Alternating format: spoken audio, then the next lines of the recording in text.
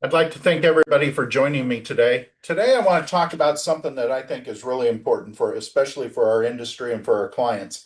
And that's making sure that we review the life insurance policies that are in force that our clients have. So many policies are sold in this business, and nobody takes the time to review what's been sold. And there's so many good things that happen in our industry, new and innovative products.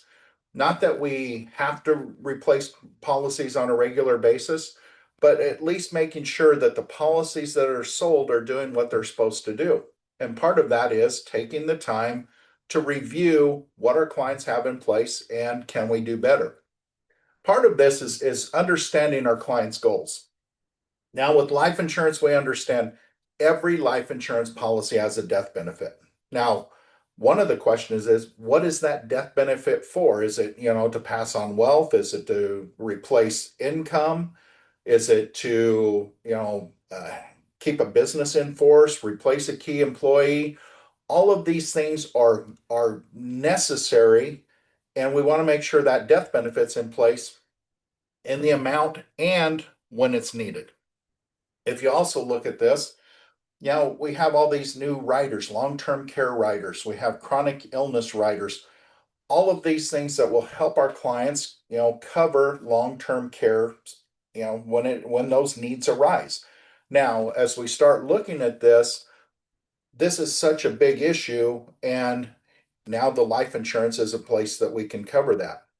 And finally, we have cash value, that nice tax-free what if bucket that we can, our clients can build up cash value in their policy and make sure when they need that what if money that it's there and that they can access it, quickly, easily, and in a tax-free manner. Now, if you look at these, as we look at each policy and we look at our clients, what is the goal of that policy? And we have to understand what the goal is to get the proper design. Now, a lot of times our clients say, well, I like all three, and they may need all three. And as we're working with the clients, especially in the policy review area, what's the primary goal? What's secondary? And I could look at this, and for some clients, the primary goal may be all three. So we may need three policies to get to the right answer. Well, when we're doing a policy review, the first thing that we have to do is figure out where are they at. Whether we sold the policy to them or whether we're stepping in at, for somebody else that sold the policy, we need to gather information, whether that's getting the current statements, getting an in-force illustration, whatever it is. Let's make sure we understand what is that policy doing? How is, and if you can, and if you sold it, you probably have the original illustration. If you didn't sell it, we may have to do some digging and may not be able to get that original illustration. But that helps us decide, determine, is this policy performing as it was supposed to be, or do we have a problem? The next thing is to understand the goals and the circumstances. What was this policy bought for? Originally, what was the goal? Was it for a buy-sell agreement? Was it for key man insurance? Was it for debt coverage? Is this something that in the personal space, was it, to replace income for, if a spouse passes early? All of these things help us understand the original goals. Now, what are the new circumstances? Has there been a marriage? Has there been a divorce? Have we had a new children come along, new grandchildren? Has a spouse passed away? In the business world, are they still, is that person still part of the business? Has that key employee left? All of these things bring us up to date on, what is going on so that we can understand from the client's perspective, what it is that, where they started, but more importantly, where are they now? So that we can, I look at this, and when you originally sell a policy, you may be saying, okay, here's a policy we're putting in force that we may not need for 20, 30, 40 years. Well, when we come in to do a policy review, we're not going back to when it was sold. we're looking at today going forward, and is that policy doing what it's supposed to do? Now, if we start looking at this and start looking at the results, with the results, we're going to, hey, keep the current policy. This may be the best policy that you can have, that you can get. It's covering all the benefits. Remember, we're looking at their current health. So don't recommend that they get a new policy if their health doesn't allow for that. We may have to say, yes, it'd be nice to improve your policy, but we can't. Now we can look at, do we need to adjust the death benefit? Well, we know we can always adjust it down. If we're saying you need more death benefit, we're going to have to get that new policy. And they're going to have to qualify for new underwriting. Do we need to adjust the premiums? Hey, life happens. They may have thought, hey, I can put in 1,000 a month. Well, and they've only been putting in 500 a month. That policy is not going to look like it was or was intended to. So we maybe need to adjust the death benefit and the premium.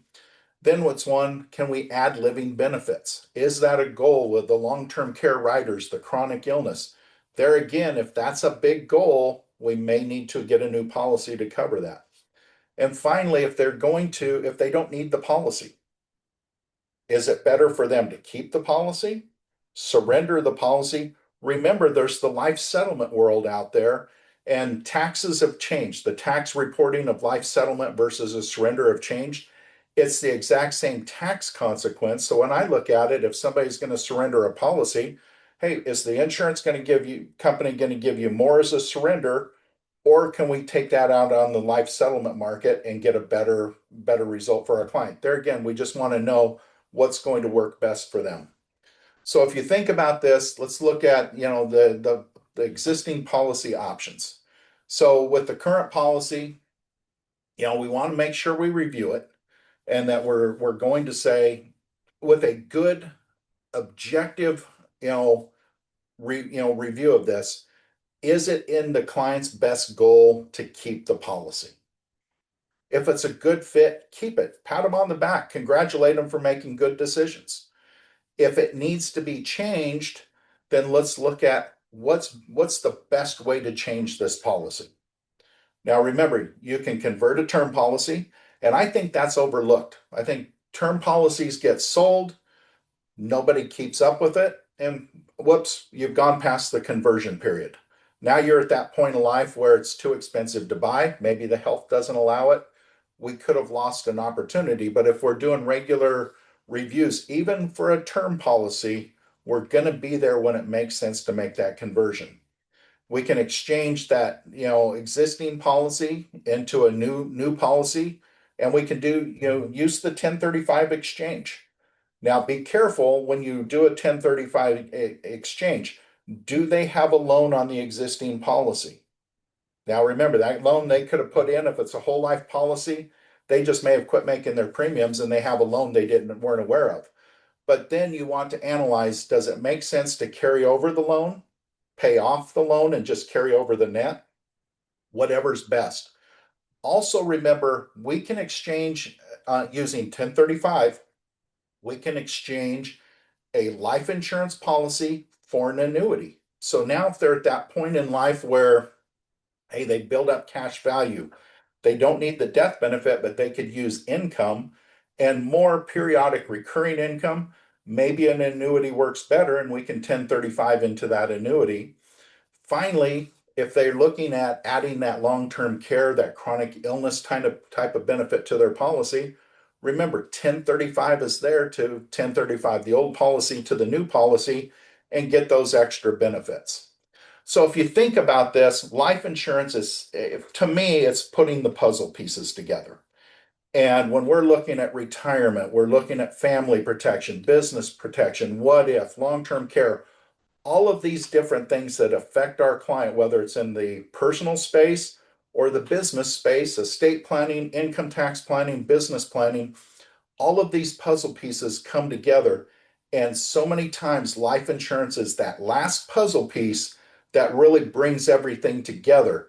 But if the life insurance isn't designed right and isn't maintained, it's not going to provide that benefit that our clients expect.